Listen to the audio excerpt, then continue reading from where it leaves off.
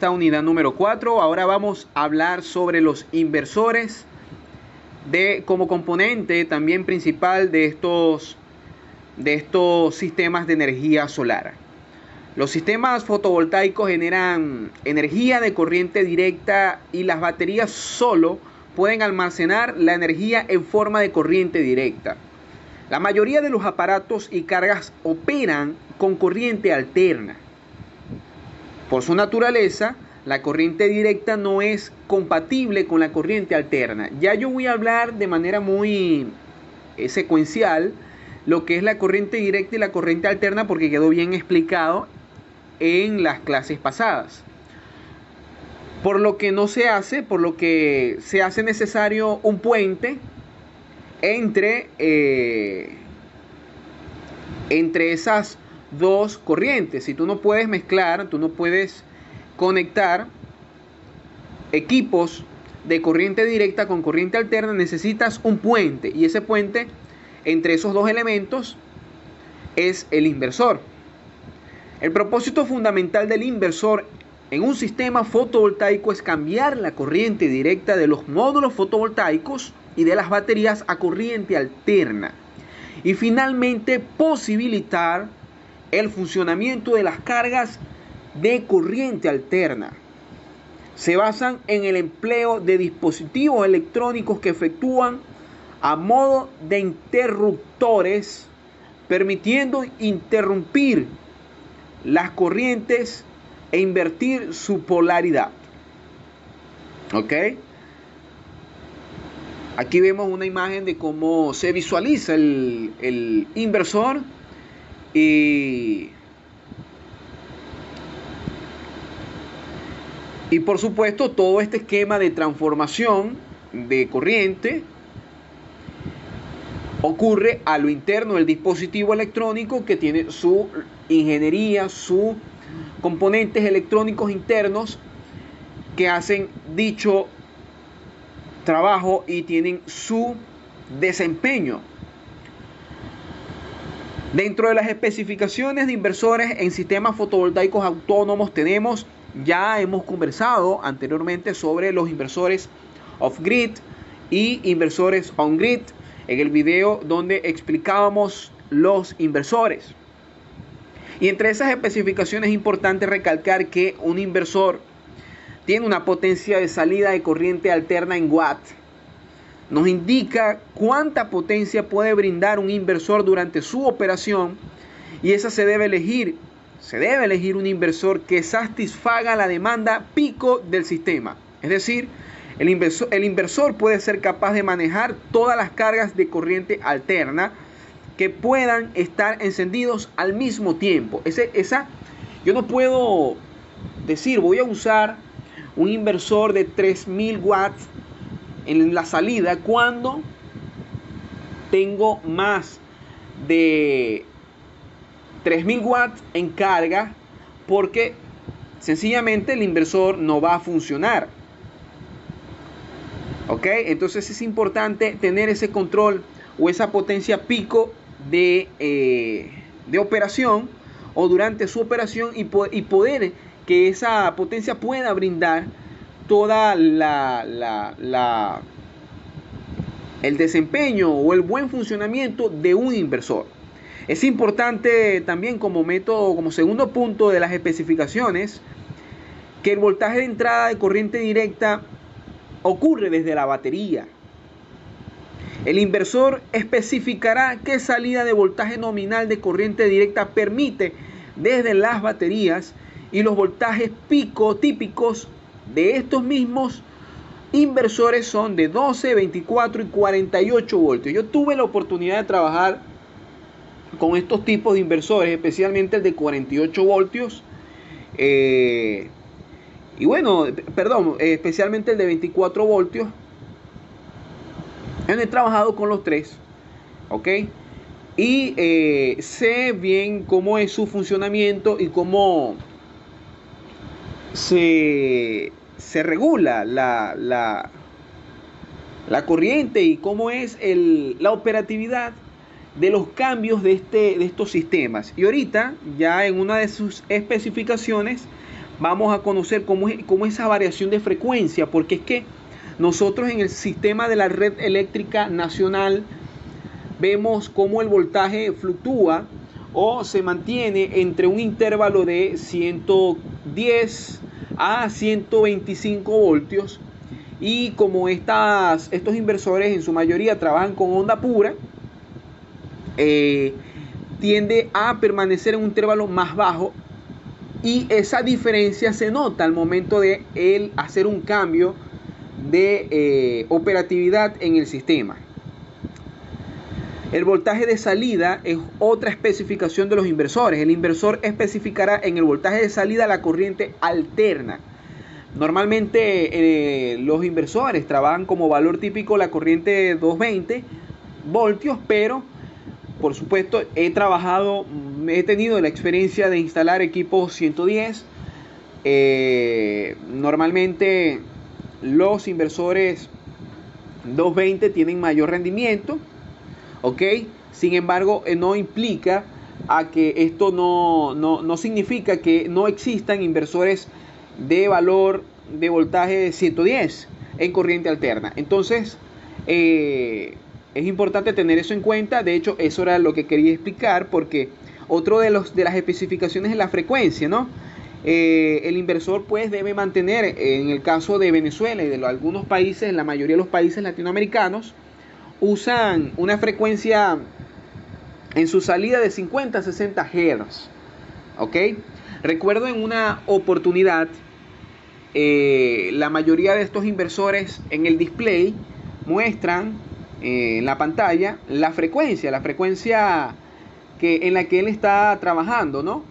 Y una fluctuación eléctrica, el popular bajón. ¿Ok? Ocurre el bajón y una variación de frecuencia. Eso me llama la atención porque yo cuando veo en la pantalla el equipo se desconfiguró. ¿Ok? Se desconfiguró y se mostró, de hecho, no tuve la oportunidad de tomarle una foto porque fue rápido, pero sí logré visualizar, sí tuve la oportunidad de tomar una foto del aumento del voltaje en un tomacorriente, donde la frecuencia llegó a 72. El equipo se descontrola y empieza a sonar, a tener un sonido, un pito muy, muy fastidioso, ¿no? Pues me estaba indicando que había un error. Y él empieza a sonar porque era un equipo inteligente, un inversor inteligente, y empieza a sonar. Pi, pi, pi, pi. Y nosotros automáticamente pues detuvimos la operación del equipo y medimos en el tomacorriente y llegaba a 200. En ese momento pues ya había bajado un poco, pero la medición llegaba a 260 y pico, 65, si mal no recuerdo, del voltaje, ¿no? Por supuesto, son intervalos que se manejan, pero para que ustedes vean que el equipo sintió una gran diferencia en la frecuencia, generó error y él avisó. Y eso me llevó a mí a colocar un protector tanto en la entrada de la corriente eléctrica de la red de Corpoelec como en el sistema general. Colocamos unos contactores, unos temporizadores, y de esa manera controlamos el sistema un poco mejor para evitar inclusive que el sistema pues se viera afectado por esas fluctuaciones que a veces son, de verdad, honestamente les digo, bastante locas, ¿no? Pero eso ocurre. No sé si ocurra en otros países, pero aquí en Venezuela ha ocurrido, pues lo vi.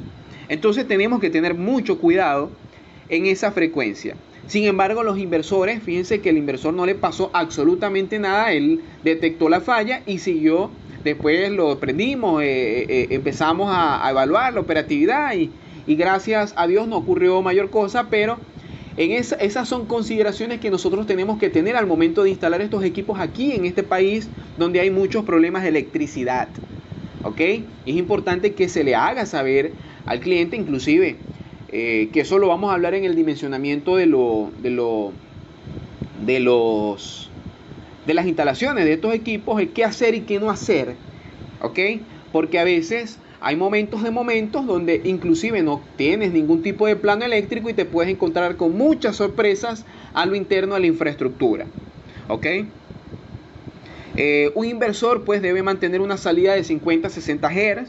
Las características deseables de un inversor son, digamos, que tienen alta eficiencia. La mayoría de los inversores actualmente convierten un 90% o más de la corriente directa de entrada en corriente alterna de salida, ¿ok? Por eso les comentaba, cuando hay muchos inversores te marcan en el display que están trabajando en 110 voltios, ¿ok? En la salida del inversor para generar corriente alterna, pero cuando tú mides con el amperímetro, con el multímetro, el voltaje, perdón, te das cuenta que el voltaje es en la salida para corriente alterna ya, luego de haberse transformado, la corriente puede que mida entre un intervalo entre 105 y 110 voltios. No es malo, está bien, pero tiene esa diferencia, ¿no? ¿Ok? Los inversores también, pues, baja pérdida de espera. El inversor debe mantenerse en la frecuencia ya mencionada en la salida, a pesar de que varíen las condiciones de entrada.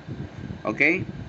Es importante entender la fiabilidad del inversor. Él debe brindar la confianza de un bajo mantenimiento a largo plazo. De hecho, estos equipos son extraordinarios, son muy buenos. Existen múltiples marcas, innumerables marcas de buena calidad, de empresas que trabajan y fabrican estos sistemas y son de muy buen desempeño, muy buena calidad, muy buen funcionamiento, y eso es importante al momento de elegir estos componentes que se van a instalar en los sistemas fotovoltaicos.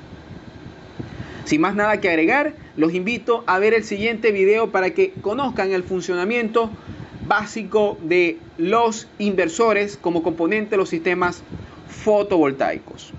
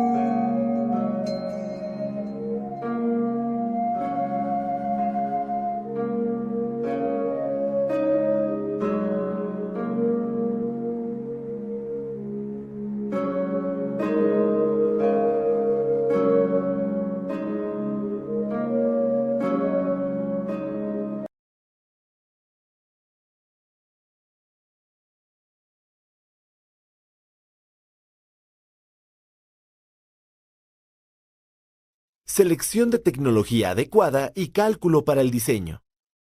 Elige los componentes necesarios para la instalación del sistema fotovoltaico según las demandas energéticas del inmueble.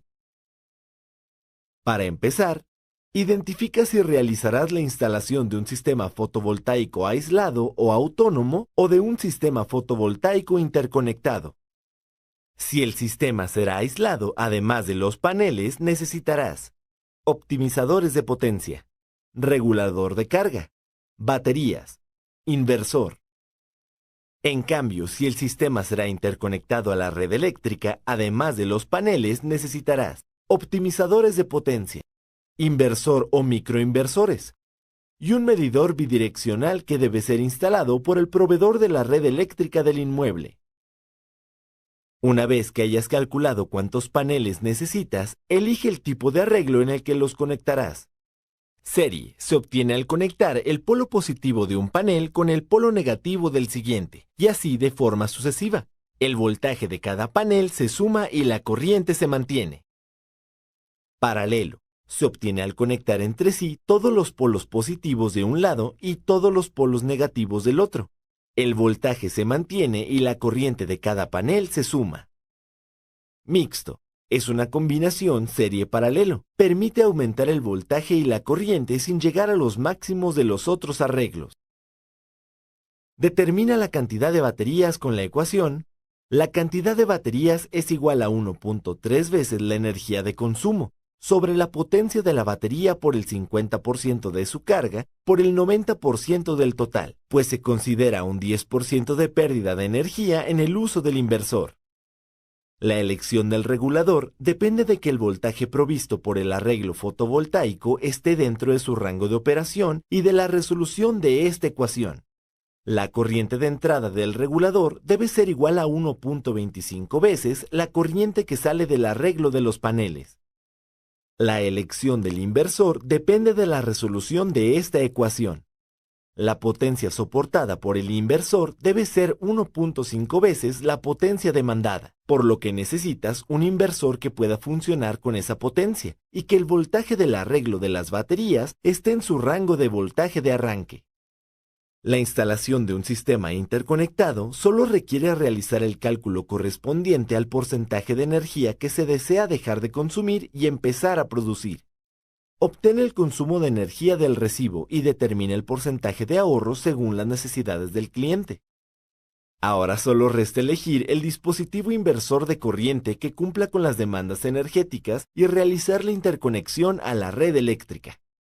Recuerda realizar todos estos cálculos con precisión y cuidado. Así evitarás percances y ofrecerás un servicio profesional.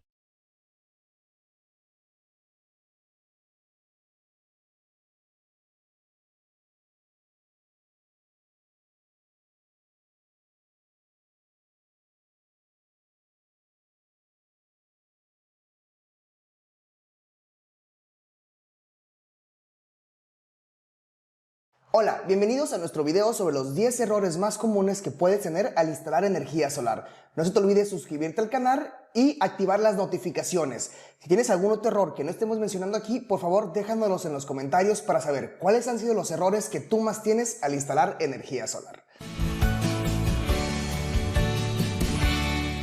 Hola, pues pasemos al primer error. Y este primer error es uno de los errores que nos dicen que los instaladores no tienen ni idea de lo que están haciendo.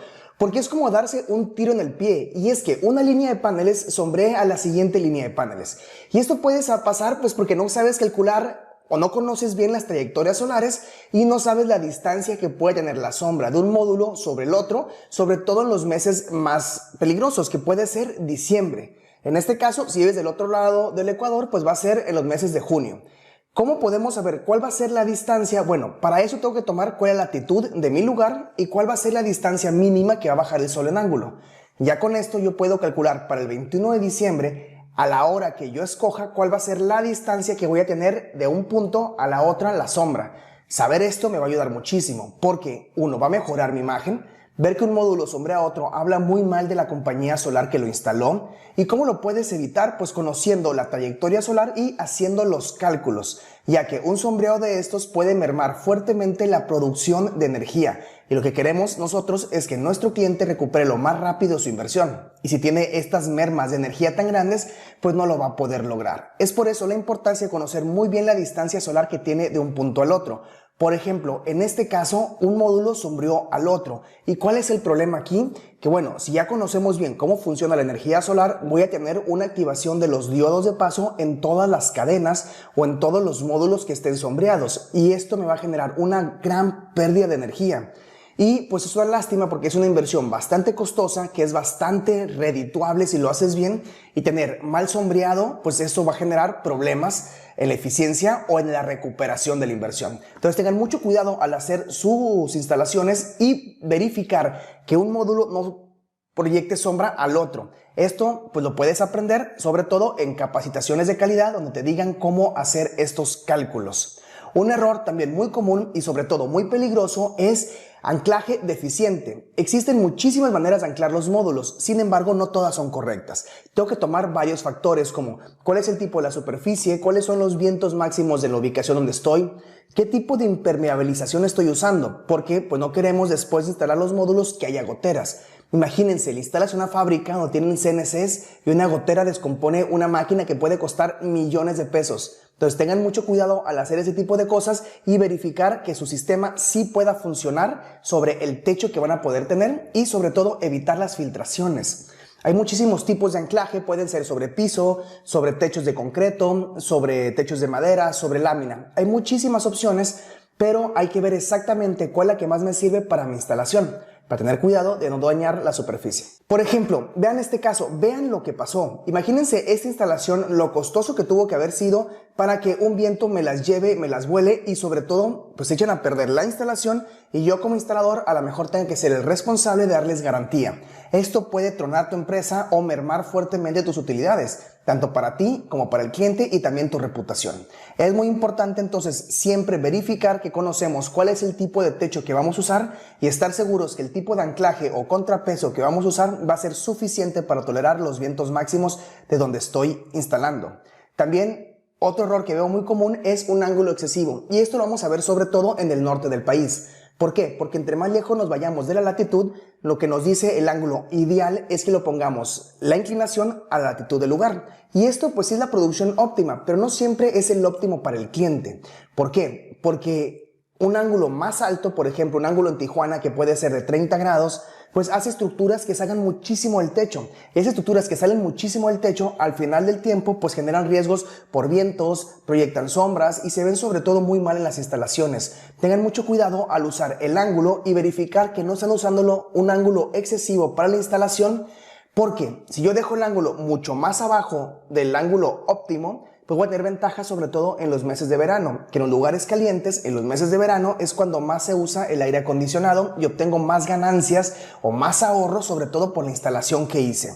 Entonces no se casen con el ángulo. ¿Por qué? Porque tener un ángulo muy grande va a generar mayores costos del material de la estructura, una mayor resistencia al viento y sobre todo una mayor proyección de sombras de una cadena a la otra y volvemos al error número 10. Veamos este ejemplo. En este ejemplo, la latitud 31 y yo veo que el resultado anual pues va a ser en el óptimo 6.04 kilowatts hora sobre metro cuadrado sobre día.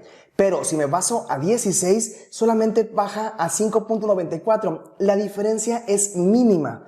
Y con esa pequeña diferencia me ahorro muchísimo en material, es mucho más segura y con mucha menos proyección de sombras. Entonces hay que tomar en cuenta cuál es el ángulo que voy a instalar antes de hacer la instalación y sobre todo no casarnos con la idea de un ángulo óptimo. Cada instalación tiene que ser única y hay que analizar cómo se ve la fachada, cómo se ve la instalación, cómo hacerla segura y muchísimos factores que pueden rodear antes de tomar una decisión tan simple como voy a escoger el ángulo que me dice el librito.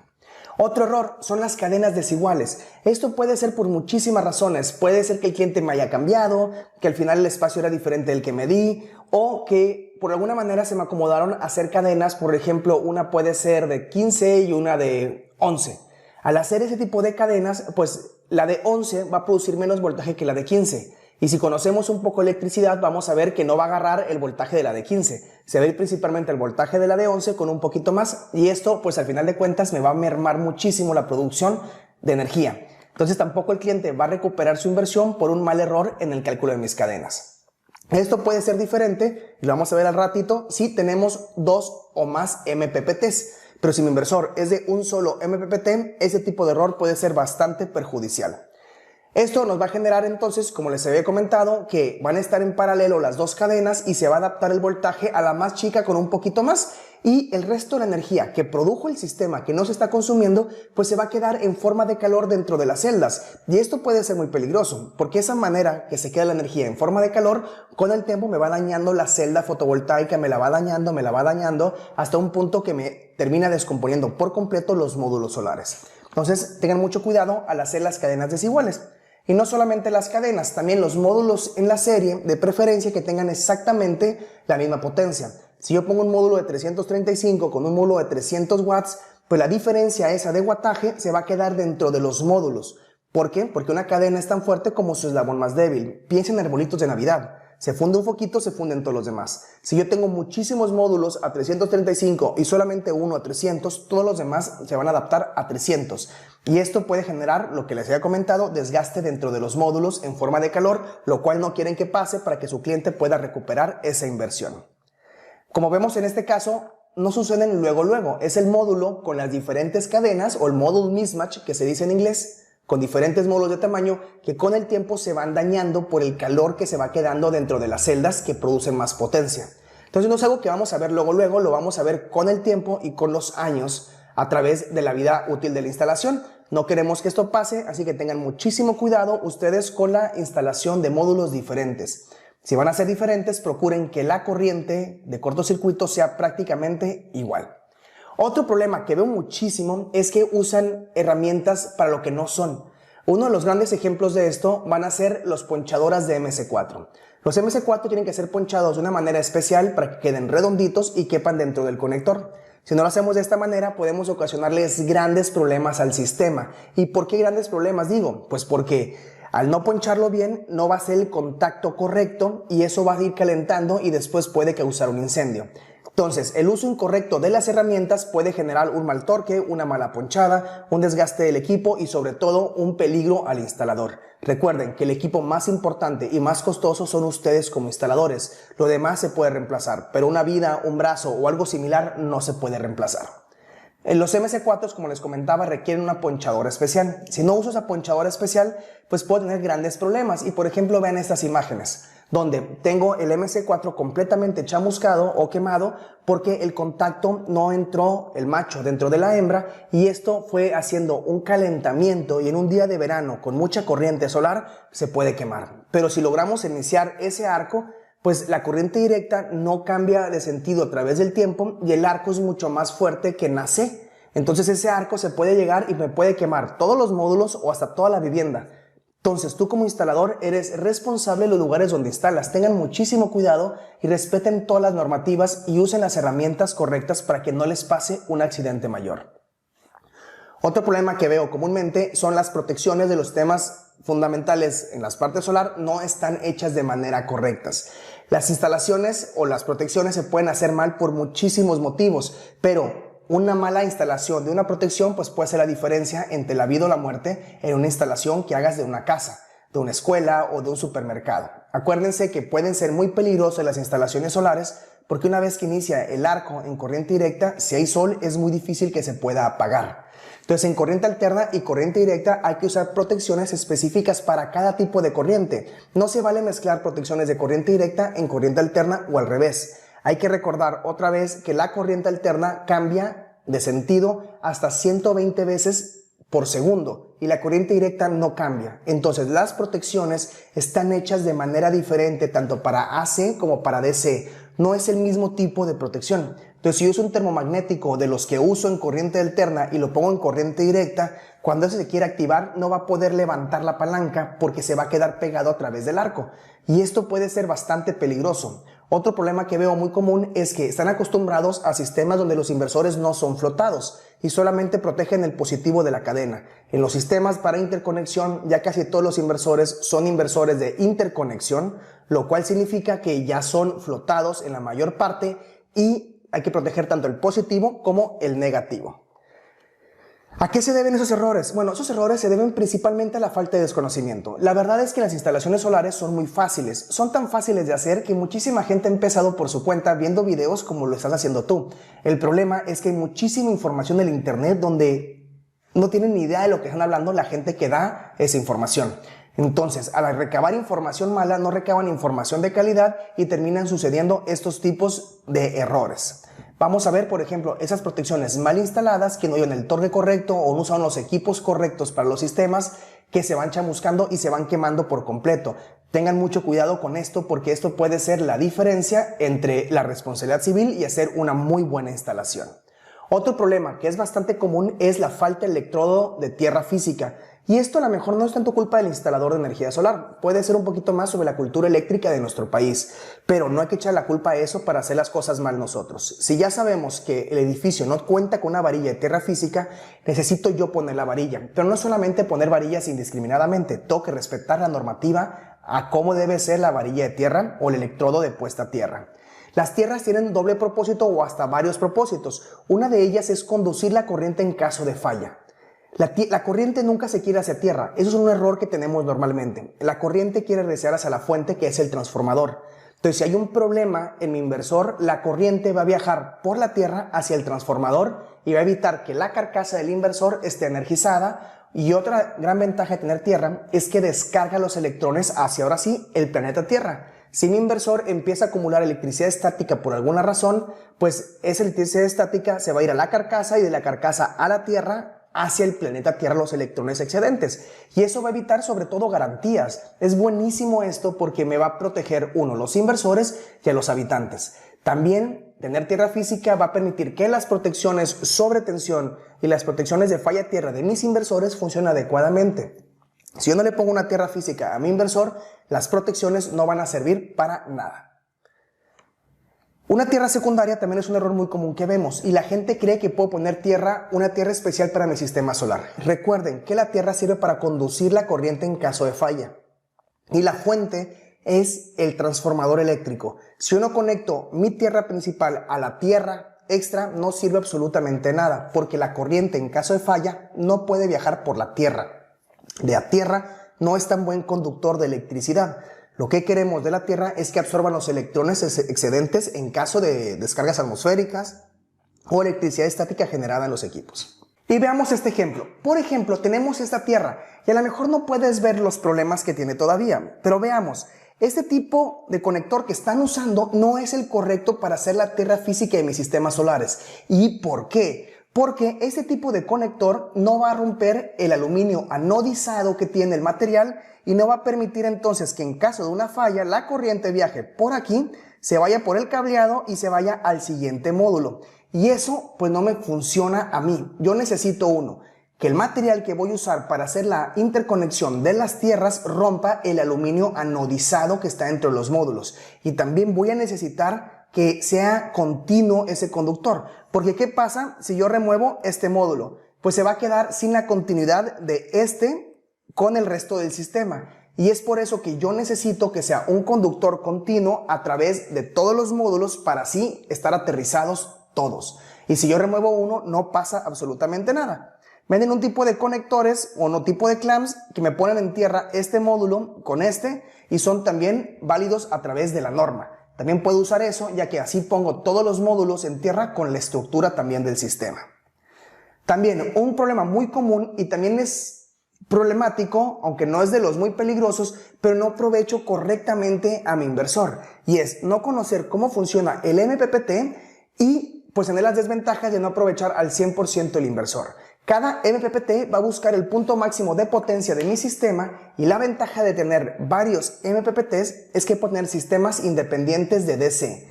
Es decir, tener varios sistemitas, uno en cada MPPT, que me va a permitir aprovechar al máximo la producción solar de mi sistema. ¿Y por qué me puede ayudar al máximo? Bueno, porque si cada uno extrae la máxima potencia de ese grupito, pues acuérdense que es una cadena, se va a adaptar al más débil. Si yo tengo 10 módulos y uno se me sombrea, pues los 10 van a bajar su potencia. En cambio, si yo tengo 5 y 5 porque tengo 2 MPPTs y se sombrea uno, solamente afecto a 5. Y así es como tener varios MPPTs puede ayudar muchísimo a mi producción. Les recomiendo investigar cómo funcionan los MPPTs y aprovecharlos así al máximo. ¿Por qué surge este error también? Bueno, porque muchos instaladores empiezan a instalar y pues acomodan las cadenas sin entender exactamente cómo funcionan los MPPTs y qué ventajas tienen dentro de los inversores. Pues este problema lo podemos arreglar también capacitándose y entendiendo correctamente cómo funciona cada uno de los sistemas solares. Otro problema que veo muy común es el cálculo de los tamaños de los fusibles o de las protecciones. Hay que recordar que tenemos que basarnos siempre en la NOM o la normativa o en la NEC si se hace en Estados Unidos para poder hacer los cálculos de los tamaños de las protecciones y del cableado. Acuérdense que el cableado puede estar expuesto al sol o puede estar entubado al aire libre que le pegue el sol. Esto, el calor que genera el sol, más el calor de la tubería, más el calor que genera la corriente al transitar por la canalización, pues me va a ir calentando la tubería y eso va a ir calentando también el cableado que tengo dentro. Si el cableado se empieza a calentar de más y de más y de más y de más, se puede su aislamiento volver un poquito plástico hasta un punto que puede haber un arco. Y recuerden, ya que genera el arco en corriente directa, ese arco se va a mantener en toda la cadena y puede llegar hacia los módulos y quemar los módulos o quemar la instalación donde yo estoy participando.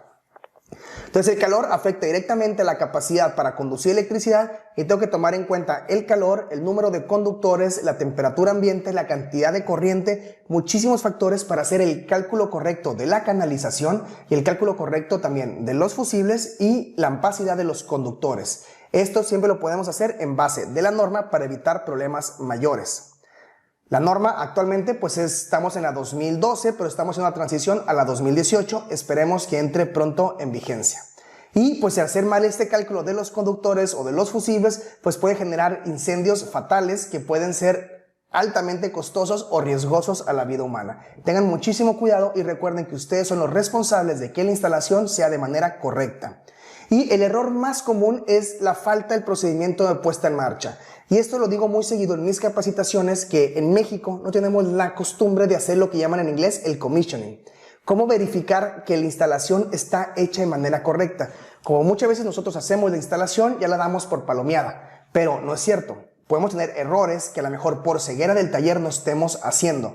Y es importante pedirle a un colaborador o algún amigo o alguna empresa similar que trabaje, con la que tenga buena relación, que vaya a verificar que mi instalación esté hecha de manera correcta. Ojo, esto puede suceder que no esté bien hecha la instalación porque muchas veces el instalador es el mismo que supervisa la instalación.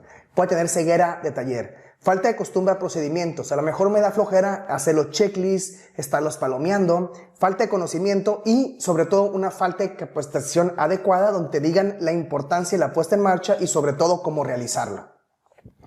Entonces hay que verificar siempre las instalaciones y así, teniendo puedo verificar que los otros 10 errores no se hayan cometido.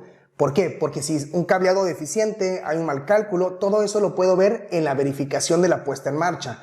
Verifico que el cálculo que hayan hecho para el cableado sea el correcto y no me tengo que esperar a que haya un accidente y para después darme cuenta, fíjate, el cableado estaba incorrecto. Entonces tengan mucho cuidado, les voy a dejar yo un checklist sobre la puesta en marcha en la descripción del video, descárguenlo y úsenlo en todas sus instalaciones. Y si quieren tener una capacitación de calidad y quieren aprender todo sobre los sistemas fotovoltaicos, cómo funcionan, cómo hacerlos de manera correcta, pues los invito a capacitarse con nosotros. En el Centro de Inteligencia en Ahorro de Energía somos un centro especializado en la formación del capital humano en energías renovables y temas eléctricos. Somos aparte unidad de inspección y somos un centro de evaluación de competencias laborales ante Conocer. Pueden certificarse como nosotros como instalador, supervisor y asesor técnico comercial de instalaciones solares. Aparte contamos con cursos en línea donde puedan tener la mayor cantidad de aprendizaje posible desde la comodidad de su casa a sus horarios y donde quieran. Les vamos a dejar una descripción de los enlaces también en la descripción del video, por favor véanlo y los esperamos en alguno de nuestros cursos. No se les olvide suscribirse al canal, dejarnos el pulgar arriba y sobre todo cualquier comentario que quieran sobre cualquier tema de energía solar para saber nosotros qué videos hacer siguiente. Pues muchas gracias por vernos y pues los esperamos en alguno de nuestros cursos.